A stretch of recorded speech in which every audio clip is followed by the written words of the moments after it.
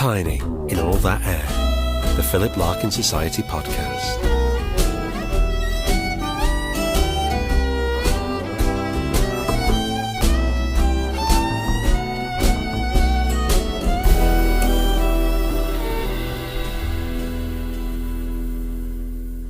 Hello and welcome to Tiny in All That Air, the Philip Larkin Society podcast. My name is Lyn Lockwood and I'm the Deputy Chair of the Philip Larkin Society. My guest today is Chris Sewart, who will be a familiar voice to some of our listeners, and many of our members will have met him, I'm sure, as well. So we're here today to talk about the poetry writing workshop that I ran last week in Hull that Chris attended. We're going to hear a new Larkin-related poem that Chris wrote at the workshop, and we talk about the power of using Larkinalia and Larkin words to inspire us. We also discuss the upcoming Philip Larkin Society book club and reading Jill, and the upcoming Stage for Beverley Music and Literature Festival, for which Chris is festival poet.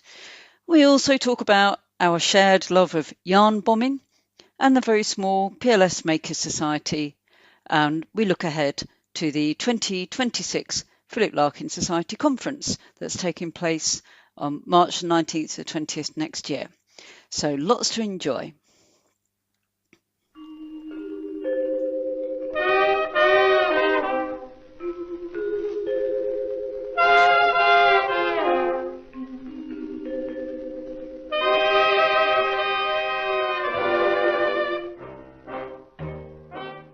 So we're here today to talk about all kinds of things because really on the back of last weekend where we were in Hull on a poetry workshop, which we set up last year in 2024, and I decided, and it worked really well. We ran it again last week with a different poet leading the poetry writing session, which left you to be a punter. Yes, I was really pleased to be a punter as well because it took the pressure off. So, yes, last year, 2024, we did similar format. That was called Some Dappled Park, a poetry writing workshop inspired by Philip Larkin's Hull. But what I think was both the workshops, this year's and last year's, had this sort of complementary two halves. I don't used to use a sporting analogy, but it was a poetry workshop of two halves. It was. And so what was really great this year was to be removed from running the workshop and be able to sort of soak in the atmosphere of walking around the avenues and some of Philip Larkin's Hull, and just listen to people talking about Larkin, you reading some poems and dropping in some nuggets of information about Philip Larkin's life. And, you know, there will have been some people, well, no, there's some people on that workshop who knew that, who know, you know, the detail, but there were other people who'd never darkened those streets before. So they were picking up bits of information. And of course, all the way round, as Jane, who ran the workshop, sort of hinted and said, you know, we were sort of either making notes, some people were physically making notes, or just mentally storing those little bits of information to use at the creative writing workshop afterwards.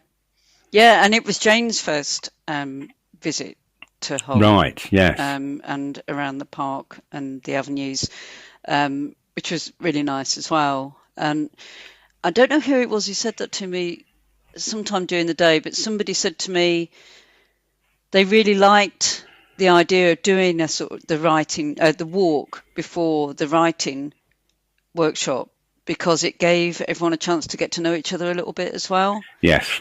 And just kind of feel comfortable together as a group. Because writing workshops, you know, I've done many as you have, and they can feel a little bit, sometimes it's quite nice to feel a bit anonymous at the beginning and you go in there, it's a bit of a blank slate. But sometimes it can feel difficult when you think you don't know who anybody is, you're in a strange place. Yes. Not always the easiest situation to write poetry in. No, it's not. And I think the thing about what the Philip Larkin Society and yourself have pitched well here, although it's time consuming, is that it's a day workshop. Yeah. I often do quite a lot of online workshops, which are an hour and a half and stuff like that. And for me, they're very specific things that I use as they really are work. I want to get something out of this workshop, so you go after it. But with these last two workshops, you've got the time. First of all, when we're walking round, you're not machine gunning information at us every second. No. So it does give a chance. And, the group naturally move around in different 2s and 3s and, we wait for somebody to catch up. So you have a chat, or somebody will point out, oh, what's that over there on that house? What's that, blue plaque? So there is a sort of natural sort of inclination to get to know each other. And then I think that does feed into the workshop afterwards, the actual creative writing bit, because people perhaps are a little bit more open to sharing, because there was there's no onus that you had to at all. But at the same time, I think everyone did actually. I think everyone shared something about after every activity, actually. And I loved, it's quite interesting compare and contrast. Are we all ready at the tutorial? But comparing Jane's workshop with mine the year before, whereas mine was, whilst we'd done all the walk, the Larkin and the Larkin artifacts, which perhaps talk about in a second, I think mine was very much about then writing from any point of view in a way, whereas I did like, so it's not a criticism, I like Jane's use of Larkin's language to kickstart us. She did some really interesting exercises, simple exercises in a way that used words from Larkin's poetry to then create a poem. I really like that. I think we did a 27-word poem from Larkin's, from an accumulation of different poetry of Larkin's. That's right. Jane put together a kind of a random selection of lines of Larkin poems, didn't she? And she had acted as a computer, didn't she, with the numbers? We were giving her numbers, and she told us what to do with them. And I really like that. I really think it's a simple idea, but then coupled with using only Larkin's work to generate the words meant, as she said at the end of that little exercise, we all wrote a poem using Larkin's words. We did. We wrote a Larkin poem. It was amazing. Yeah. They were all very different, and yet it made you see how Larkin's vocabulary was so distinctive. I know with the words I had, and one was called work accidents. I'm not going to read it out, but words like voyages and rigidly, specs, like rose. So there weren't. It was quite easy to see that they were Larkin words, actually. Yes, and she did continue that theme in a way. She constantly sort of referred back to Larkin's work, and we used that. And so, yes, I really enjoyed that, because it was in a way quite directed, but also that frees you up as well to generate your own work. Yeah, and definitely. I think just so moving to the end of the workshop, when we all wrote something based on Whitsun weddings, which was really good. The other thing I wanted, before we go to that sort of Whitsun weddings, because I think there's some interesting stuff there. The other thing was you arranged, as you did in my workshop and in Jane's, for the Larkin artifacts to be there, which always is quite, I suppose the best thing is a thrill, really. Just be, a radio, an ashtray, a pair of shoes, and I think the sort of icing on the cake this year was the Philip A. Larkin name tags. The name tags, yeah. That were sewn into his clothes, his school clothes. Yeah. Well, I'm hoping they were his school clothes, not from his suits when he was 61 or something like that. Yeah. But they were fascinating. So tiny objects like that, and also his box of pencils. People love those. People were really fascinated by all the different pencils. Because there was, first of all, it was a repurposed box. It was a soap box. Yeah. And I'm a repurposer of boxes. I'm looking at this very moment at 2 high-tech shoe boxes which have cards, postcards, and things like that. Yeah. No, it's just, and I, boxes are fascinating for me. Sadly, people are turning off at this very moment, Lyn, as I'm talking about what's happened to the podcast. Yeah, this podcast is called Repurposing Boxes by Chris Sewart. But no, I like that. I like the idea of that. And then all those pencils, there was pencils from France in there, pencils from Brazil. There were strange pencils for marking glass and mirrors. Yeah. Of course, everyone needs one of those pencils. Yeah, of course. But that's just, it's just grist to the mill. It's there, They got a lot of use, didn't they? People were really interested in the branding of the pencils and names of them, and that I kind of had that image of, that Larkin would go into the stationers to buy the pencils and select the pencils in a way that we don't. I mean, maybe very specialist artists or whatever might go in and carefully select pencils, but on the whole, I don't know how. I couldn't even tell you how I get pencils that end up in the pots in the house. They just make their own way here. I think they just accumulate. It's the stealing and the accumulation. I think it's a work thing. I'm now removed from work now, but pens and pencils tended to walk home from work with you because you just pick one up. You were perhaps doing something, but you're absolutely right. I think that the interesting thing there is that specialism. So somebody was producing those name labels, that could be sewn in, and I suspect if I went online now, I could probably get some similar things produced and delivered to me in 48 hours. But it's that, and I can see him going into a stationer's and buying those pencils, or maybe the university shop that I would imagine used to exist on the campus and perhaps still does, I don't know, but that had all that specialist equipment in. Because he did use, I think it was like a 2B pencil to write in his drafting books. That came out, and I hadn't realised that came out in the workshop that he'd done that. So by the end of this workshop, or both workshops, but this one, I think there was an accumulation of poetry that was all centered around the characters from the High Winders, because I think that was Jane's sort of instruction: pick a character from High Winders, and then Whitsun Weddings, and write a poem from their perspective. That was a brilliant activity. Yes, and I've heard one poem by Alison, who was on the workshop, that's sort of fully formed, or work in progress, but written from the perspective of the mother of the bride.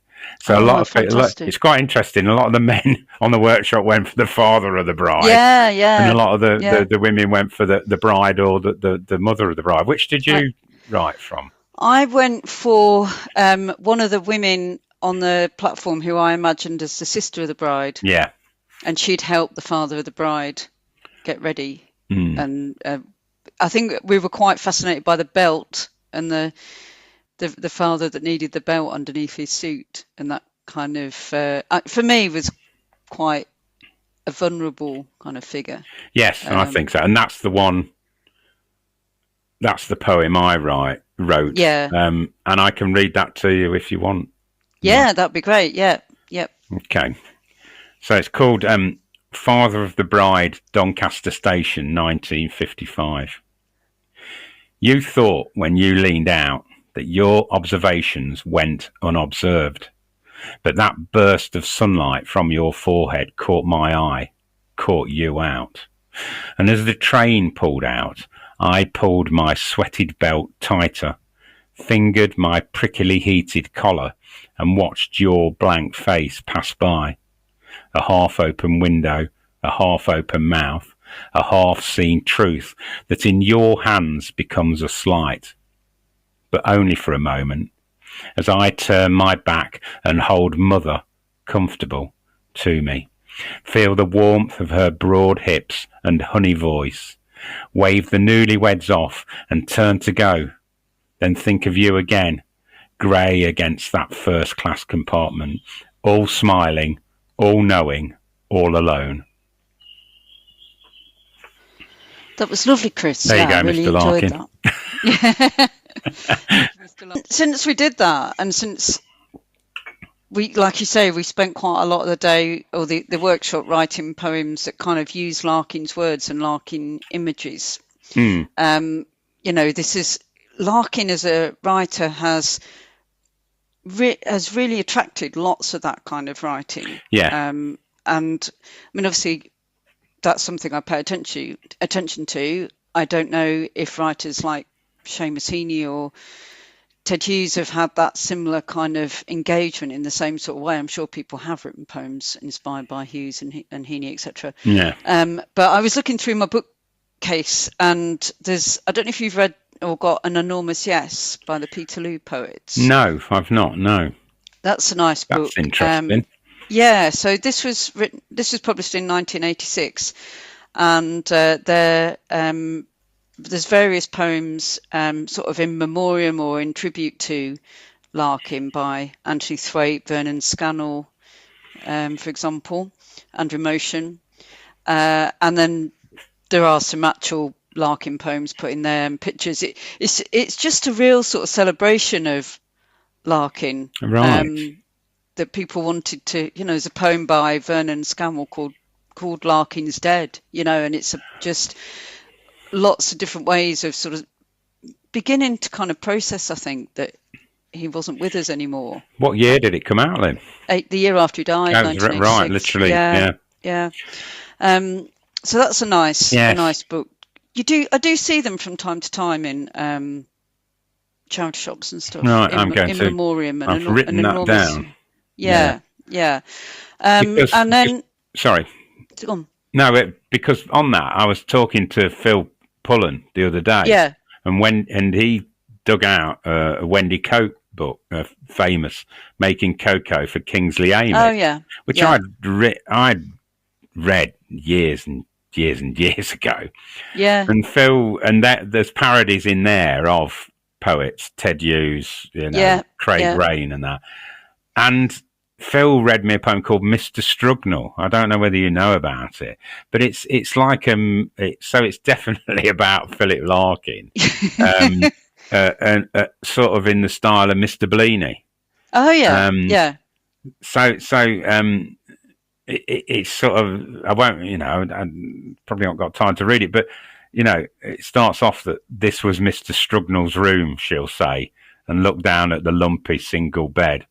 He stayed here up until he went away and kept his bicycle out in that shed. And it just goes on. It says he had a funny turn in '63 and ran around shouting, "Yippee, it's begun."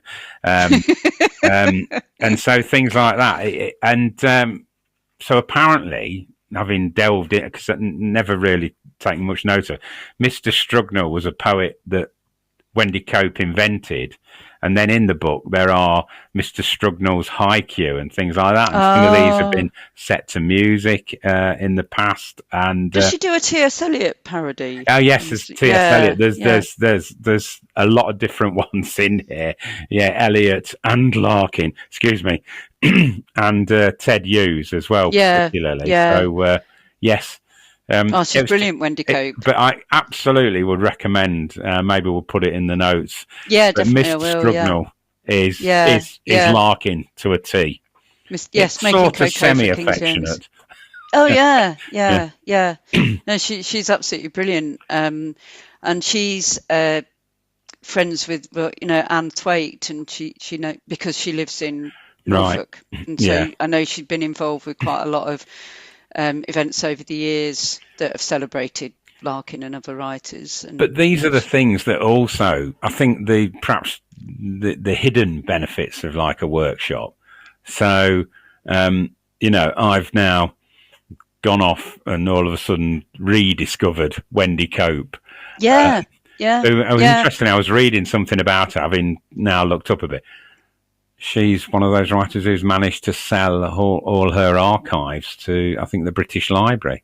Really? Including 40,000 emails to be catalogued so that future researchers can delve into her. That's interesting. Mr. Strugnall stuff. Yeah. But so, and I really liked in Jane's workshop where she talked about the differences or the comparisons or the similarities between him and Dylan Thomas.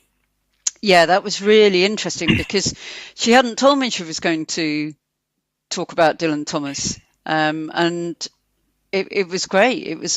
It really brought a different dimension to the day. Absolutely, yeah. So there was the similarities, but then what really piqued my interest was when she talked about Undermilk Wood and its cast of characters.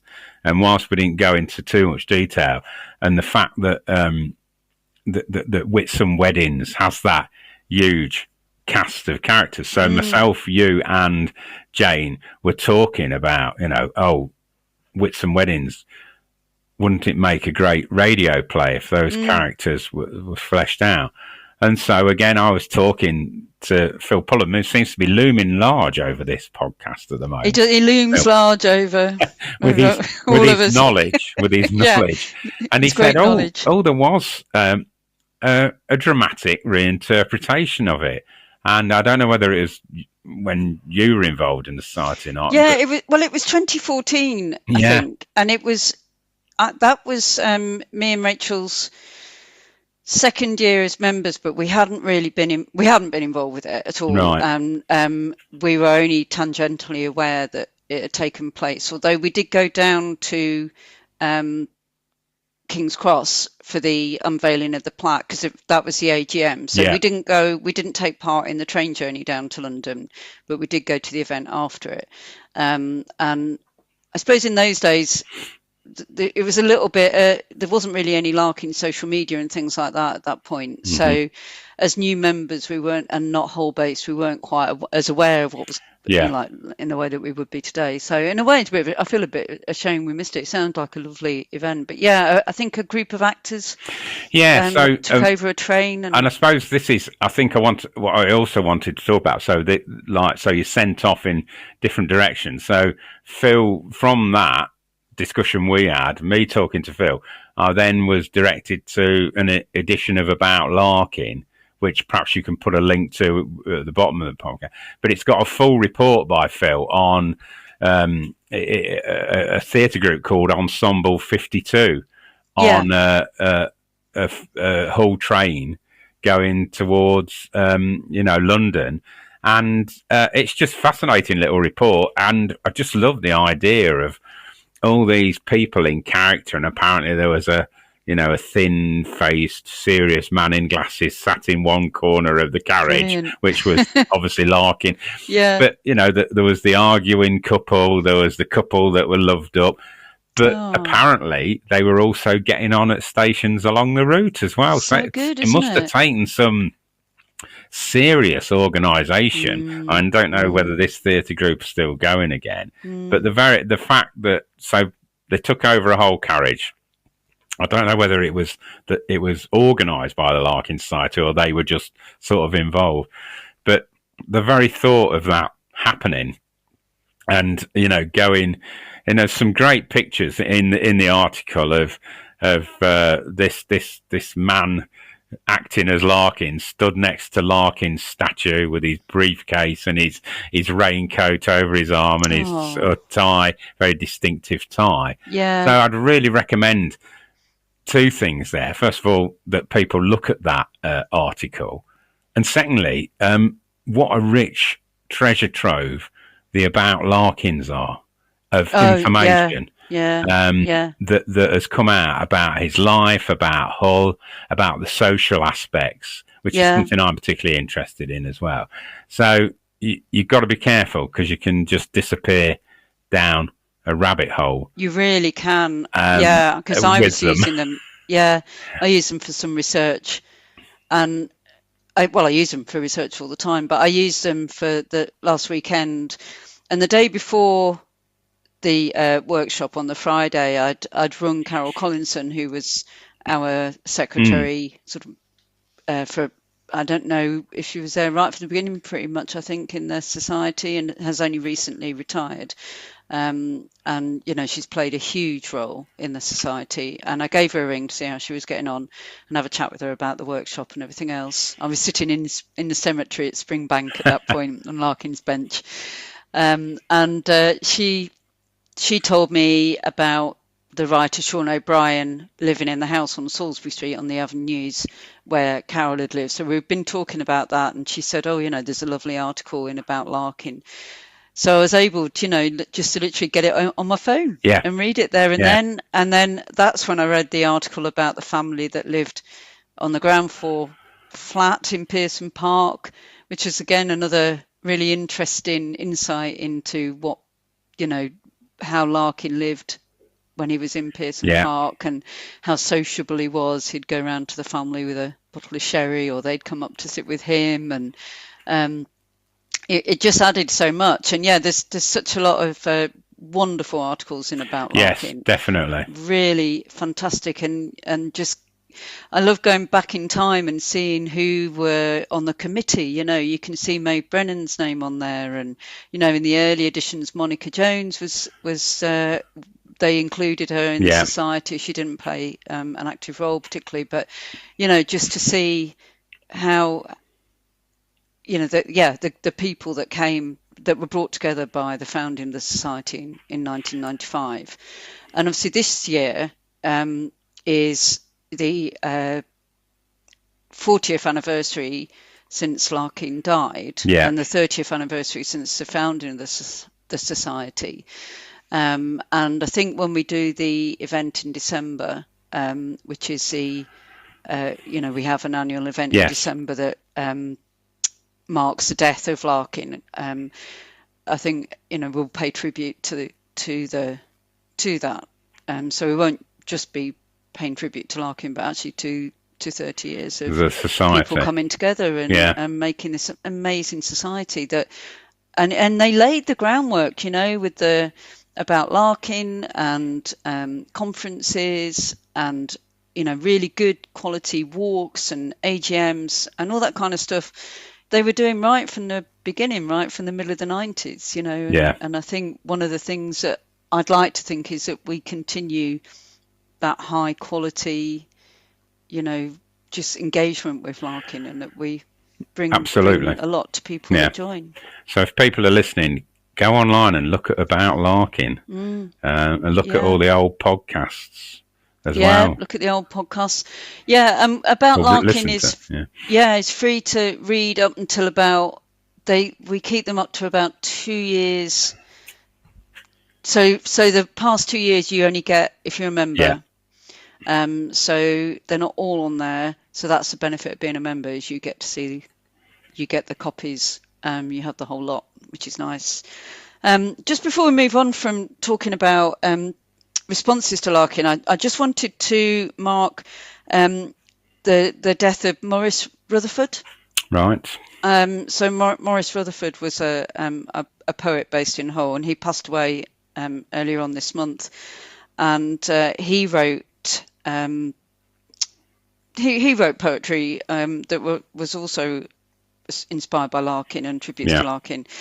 And there was a collection of writing, again inspired by by Larkin in the area that was published in 2012 called Under Travelling Skies. Yes.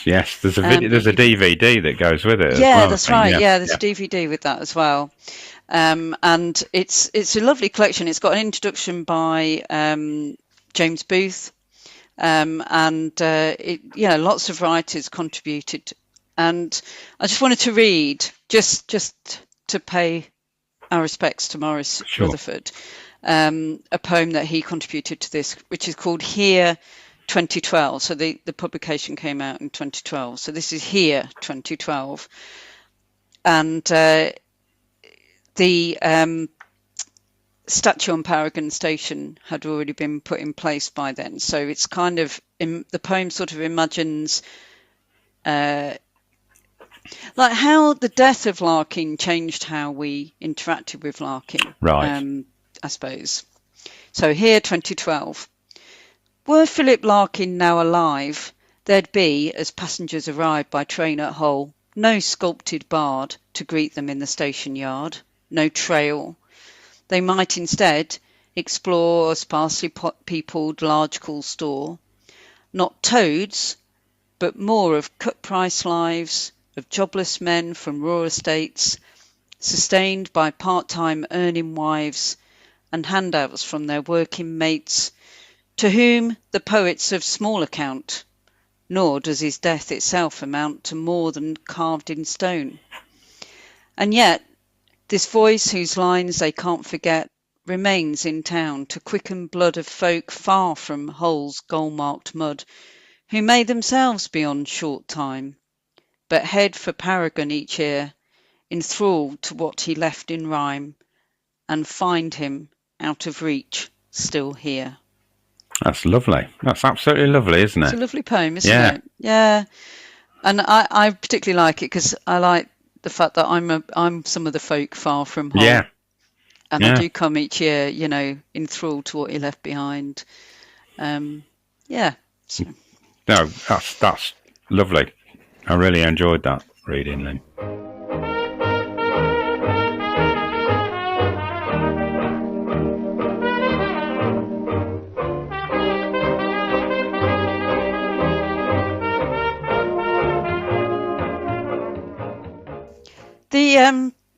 The choice of poems. So we read some of the same poems, didn't we, at the workshop? We read High Windows, obviously, outside Pearson Park. Yeah. We nearly had a chance to get into the house, didn't we?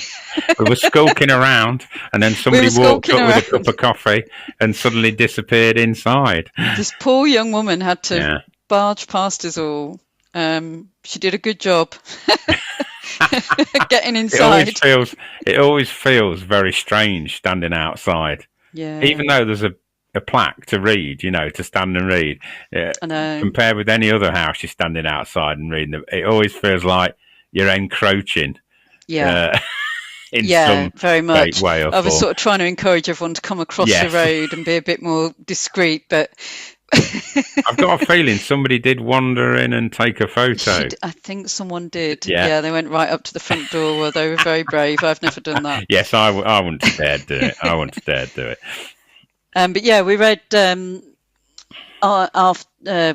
Who Visited in the park, because I always like to read that, especially with the blurred playground noises in the background. We read Water at the Fountain. I read an excerpt from Jill at the old Nuffield Hospital where Larkin did pass away. And I enjoyed reading that. I enjoyed bringing Jill into the walk, because next year we will be celebrating Jill's 80-year anniversary of the publication since Jill. Yes. And we're launching the book group, and hopefully we'll read Jill with some of our members that want to come and read it with us. And when are you launching the book group, Lyn? That's So we are going. The first official meeting of the book group will be in the new year, and we don't have a date yet. No. But the conference is on March the 19th to 20th, so I think it would be good if we've met to discuss Jill before that. That's a great idea. And what's the sort of premise behind it? Is it books related to or by, or how's the... Yeah, so we're going to discuss it in more detail in the Meet the Members soon next on Monday. But I think the idea is we'll decide on a date in January or February, by which time we'll have all read Jill. Yeah.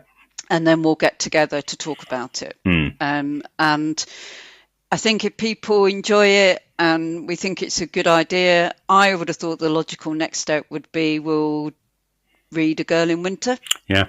And then maybe meet up in, say, April, May, June, something like that. Give ourselves a few months. And then after that, we could carry on with Larkin. We could work through everything, couldn't we? Required writing and the schoolgirl books. Or maybe I think it'd be nice to perhaps read some Barbara Pym or some Kingsley Amis. I think that's a really nice idea for the members. I think it's a really interesting idea, and it's definitely got legs. So I think that should be supported. I've got my battered copy of Jill here. Look, it's falling to pieces. Yeah. Which I've only read the once. Really interesting book. I'm not so sure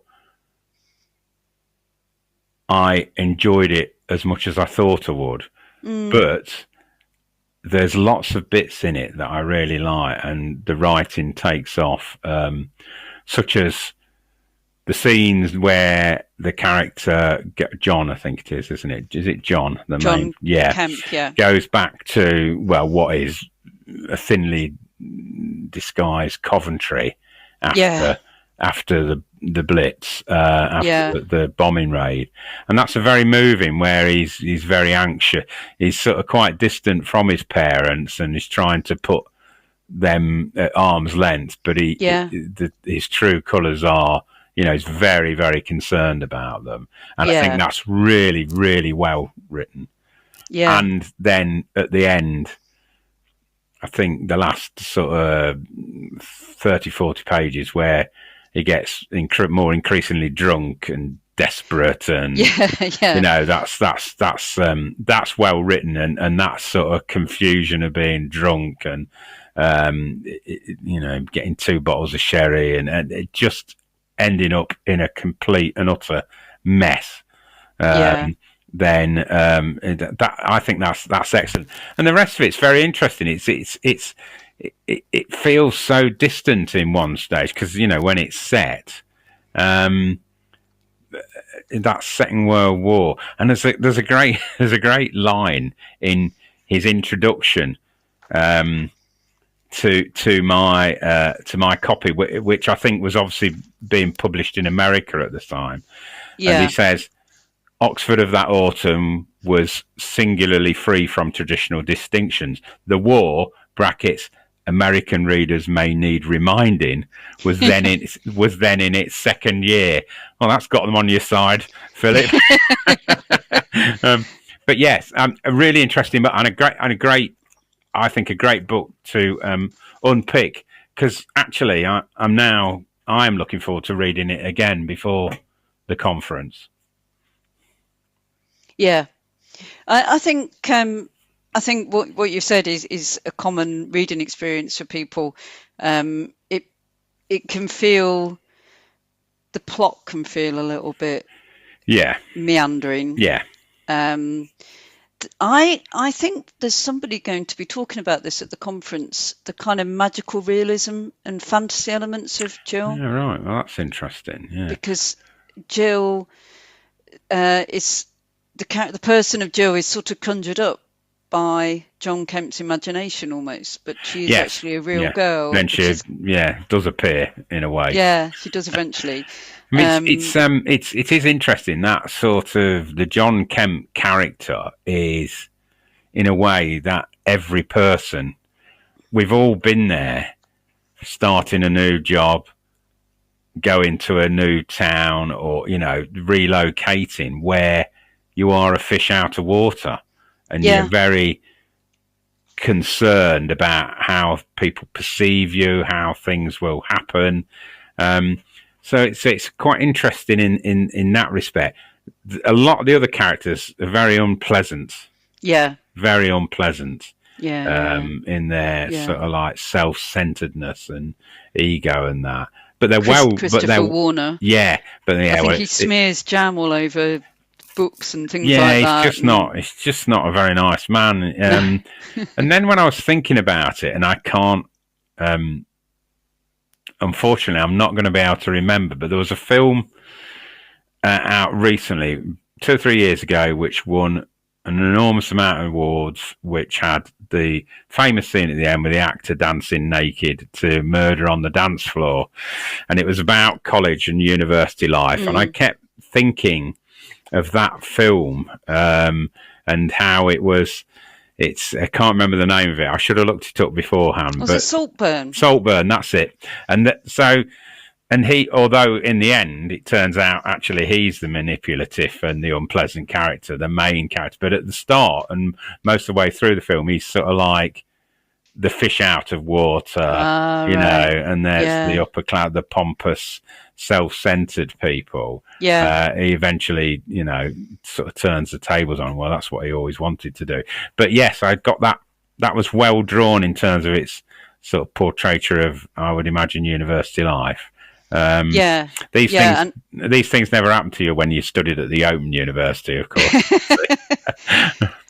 Well, my youngest has just started university, and so it reminded me very much of all the fish out water feelings that she'll be going through at the moment. And when I reread the book earlier on, I think it was this year, it might have been last year, I went to Oxford for a couple of days. Me and Gav went over to Oxford for a few days, and we stayed in Exeter College. So that we were very lucky to be a guest there. So we were right in the middle of it all. Obviously, very different from my university experience in Sheffield, but it reminded me so much. Just the opening chapters of when he arrives in Oxford on the train, and he's not at his sandwiches on the train because he's too embarrassed to eat in front of other people, and he feels like everybody's looking sideways at him, the taxi driver, the porter.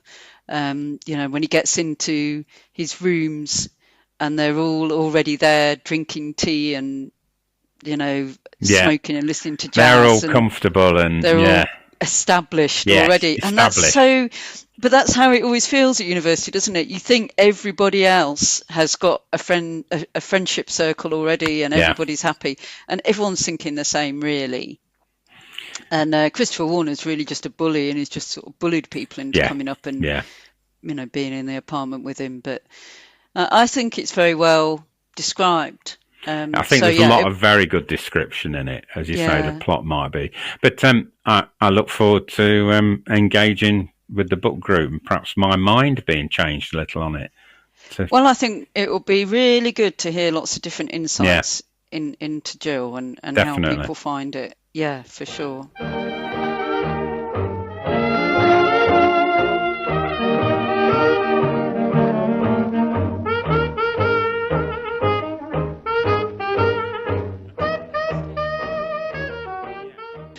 So we've got Stage for Beverley coming up in February next year, and you're very involved again with that. Yes. Stage for Beverley's festival that's been running, I think, for over 10 years now in Beverley. And actually, I got involved through the Philip Larkin Society because Phil Pullen put on an event as part of a series of little things happening in Beverley 2 years ago. Called A Joyous Shot, which was myself, Vicky Foster, and the Mechanicals Band doing works inspired by Larkin and a take on Larkin. And from that, Phil was asked to recommend somebody for a vacant spot at Stage for Beverley. So thanks to Phil and the Philip Larkin Society, I was engaged to run a workshop and do a little bit of performance. Last year I did my first solo show, yarn bombing and other poems, and this year will be my second solo show, which is called How to Fold a Paper Aeroplane. So you'll have to come to the show to find out about that.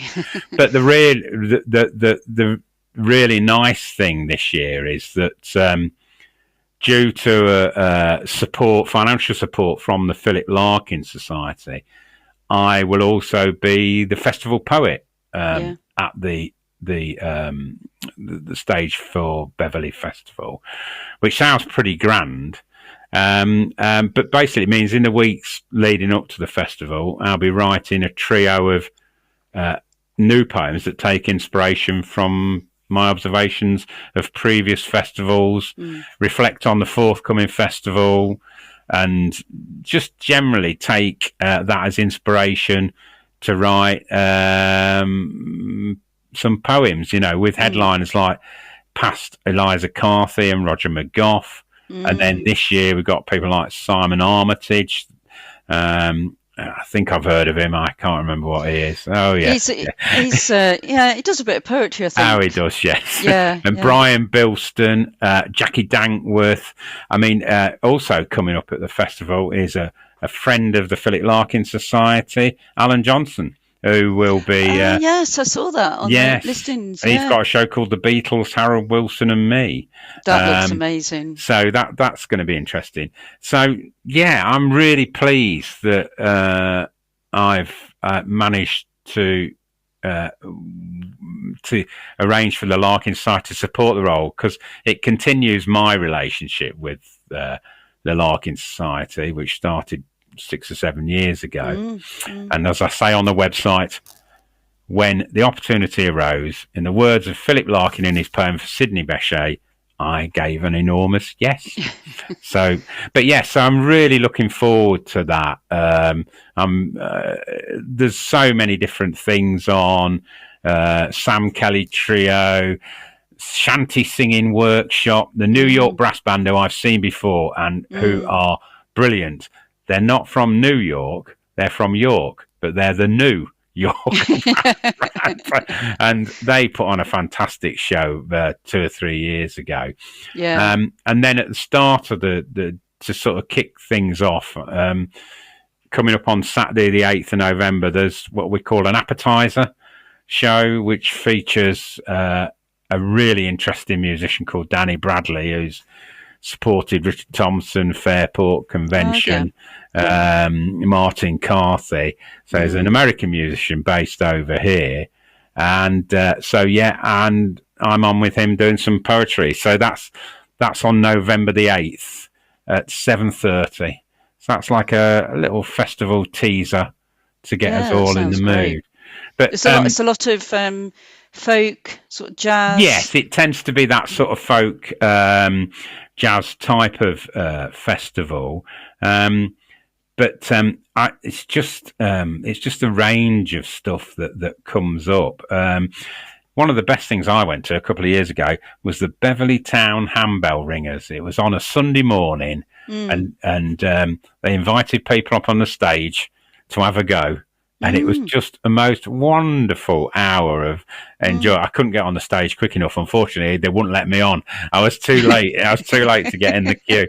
But yeah, there's the finale concert on the Sunday is Gary Stewart's Graceland. So it's celebrating the 40th anniversary of Paul Simon's Graceland album. So yeah, I'm really looking forward to it. I've still got to write the show. So I better go now. No, seriously. But, it's just, I just really, in through the podcast, just say thanks very much to the Philip Larkin Society, because it's just, it's great that they're involved and supporting me.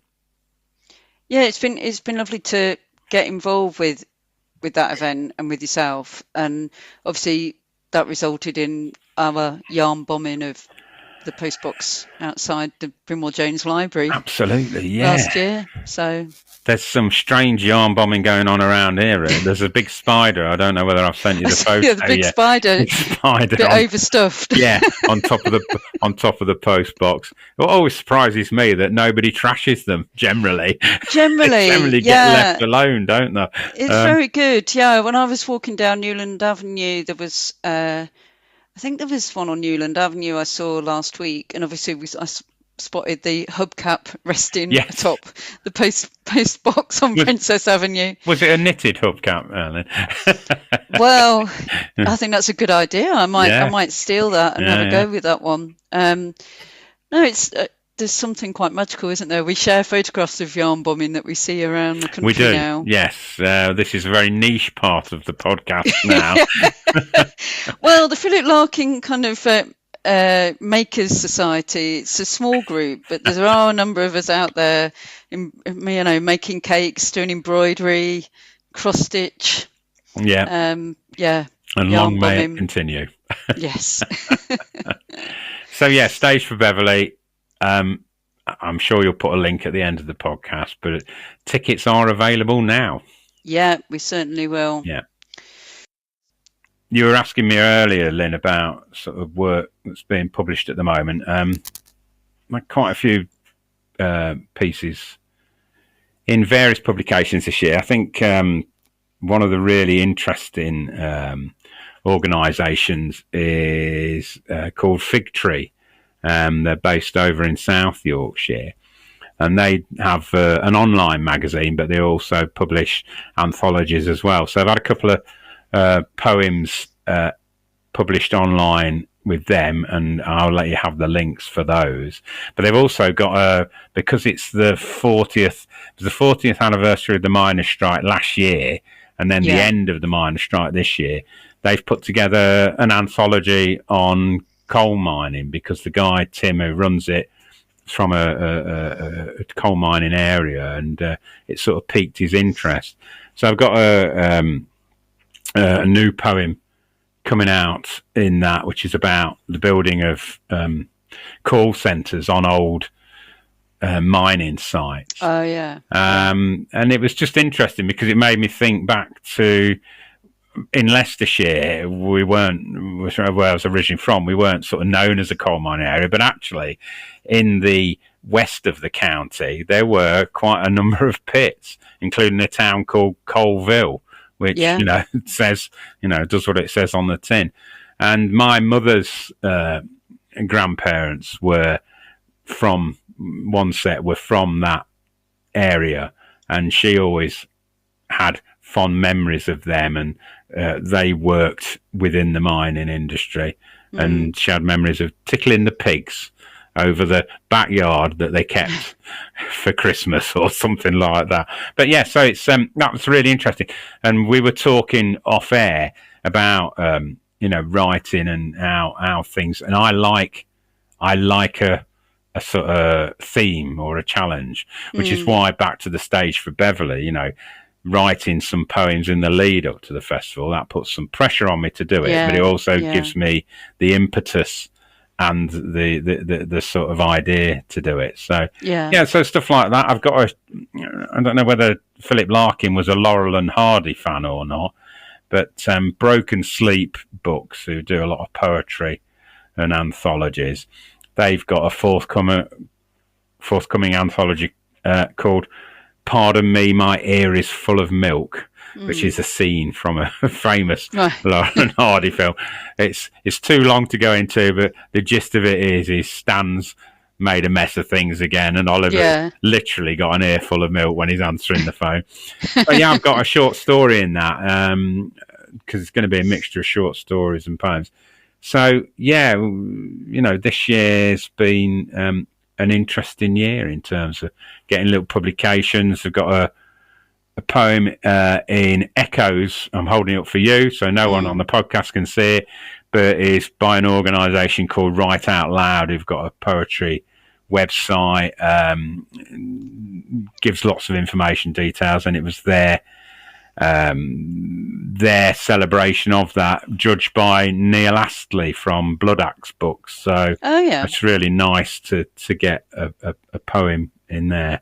So a whole range of things going on, and long may it continue, rather than just talking about it. Yeah, no, it's great. It's really good, and I'll put some links into the show notes. And I know people are really supportive. I think the society members are particularly supportive, aren't they? And yes, absolutely. Always get involved with what's going on, and I just unfortunately I can't do the get together on Monday because I'm doing a writing workshop online already. But I just like those get-togethers, whether they be online or in person.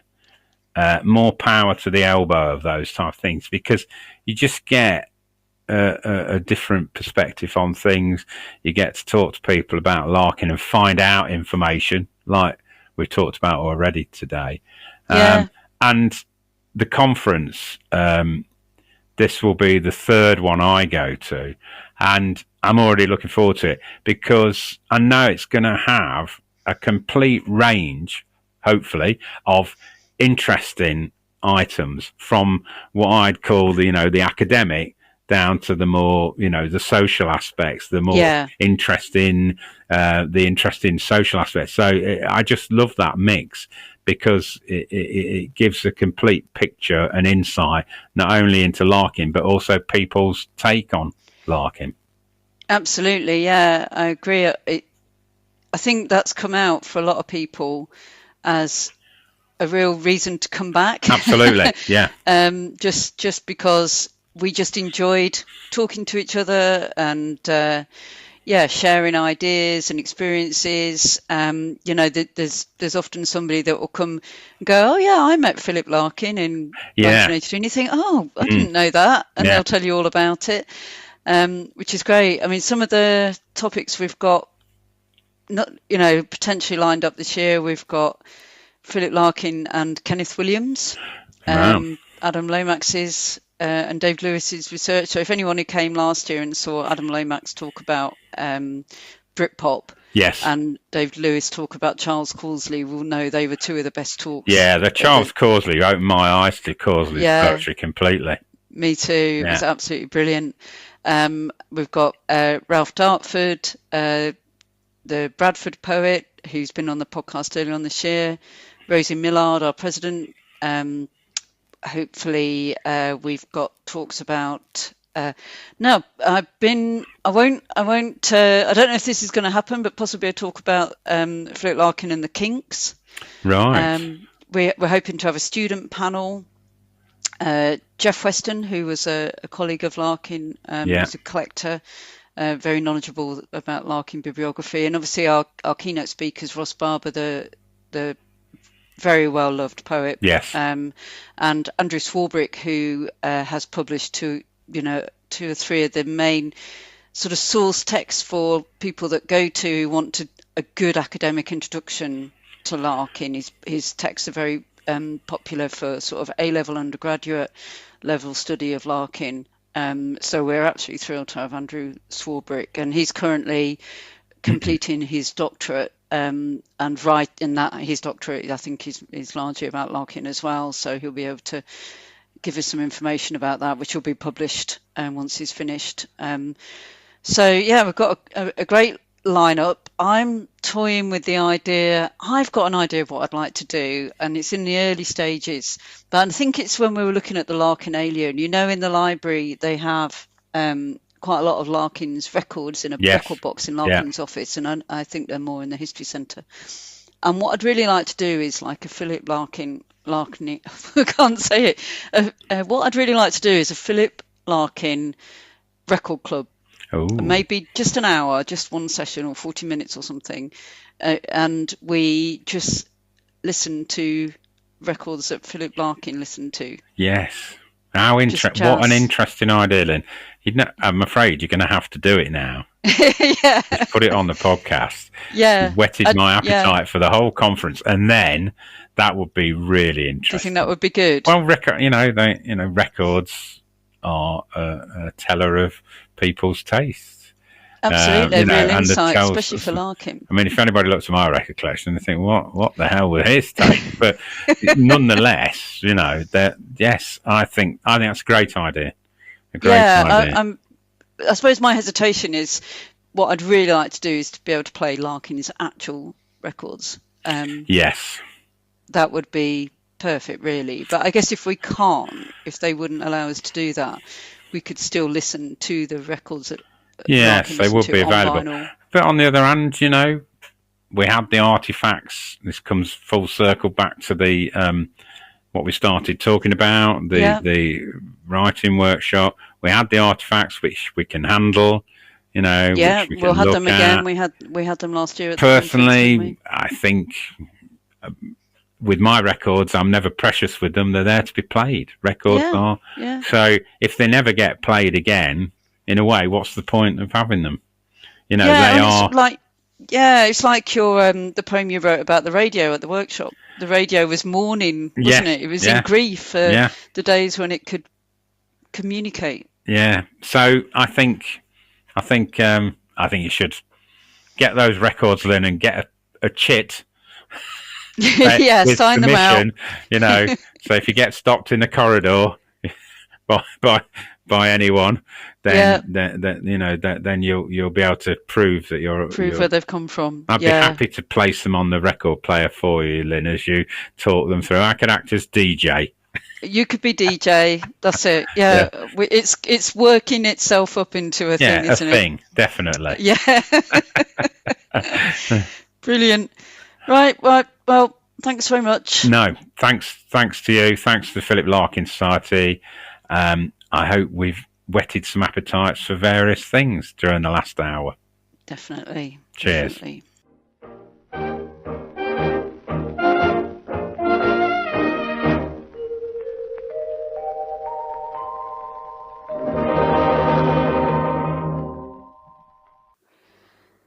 Thank you so much to Chris for coming along today, and I hope we have inspired you to get involved with some future events. All the links are in the show notes. I would also like to mention an event that is running at the Hull History Centre on the 15th of November. That is 2 separate activities, both on a Larkin theme. A drawing workshop in the morning using Larkinalia as an inspiration, and a talk in the afternoon by our chair, Graham Chesters, on Larkin's friend and Hull musician and writer, Ted Tarlin. It's going to be a great day. The Eventbrite link is in the show notes. Also, if you're interested in presenting at the conference in March, our call for papers is now live, so please do email me for more information. This podcast was produced by me, Lyn Lockwood, and Gavin Hogg, and the music was The Horns of the Morning by the Mechanicals Band. If you have any questions, comments or ideas for future topics, then please, as ever, do get in touch.